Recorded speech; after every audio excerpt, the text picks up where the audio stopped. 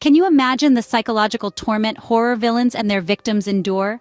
Today, we delve into the abyss of their twisted minds, exploring 10 psychiatric diagnoses that plague these characters.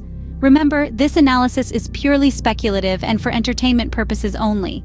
Actual mental health should be approached with sensitivity and empathy. At number 10, we have antisocial personality disorder. This diagnosis is often attributed to characters who show no regard for the rights of others, such as the iconic villain Freddy Krueger. Known for his lack of remorse, Krueger embodies the dangerous charm and manipulative nature common in individuals with this disorder. Coming in at number 9 is post-traumatic stress disorder. Many horror victims, like Laurie Strode from Halloween, exhibit symptoms of this condition, struggling with flashbacks, nightmares, and severe anxiety long after their terrifying encounters. At number 8, we find schizophrenia. Norman Bates, the infamous motel owner in Psycho, likely suffers from this disorder, characterized by hallucinations, delusions, and disorganized speech and behavior. Number 7 brings us to dissociative identity disorder. Characters like Kevin Wendell Crumb in Split showcase this condition, where two or more distinct identities control an individual's behavior at different times. At number 6, we encounter obsessive-compulsive disorder. This disorder, marked by uncontrollable, reoccurring thoughts and behaviors, is often seen in victims who've survived horrific experiences as they attempt to regain control over their lives.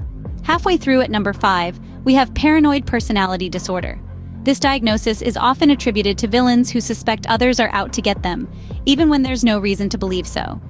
An example would be Jack Torrance from The Shining, with his extreme mistrust and suspicion. Number 4 introduces us to acute stress disorder. This diagnosis is common in horror victims immediately after their traumatic experiences, as they grapple with disorientation, detachment, and an inability to recall important aspects of the ordeal. At number 3, we find narcissistic personality disorder. Villains like Patrick Bateman from American Psycho embody the grandiosity, lack of empathy, and need for excessive admiration characteristic of this disorder.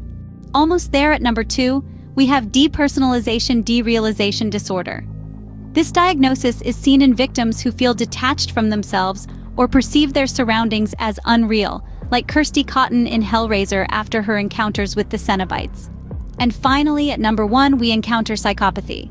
This diagnosis is often reserved for the most chilling of villains, like Hannibal Lecter, who exhibit a profound lack of empathy, guilt, or fear.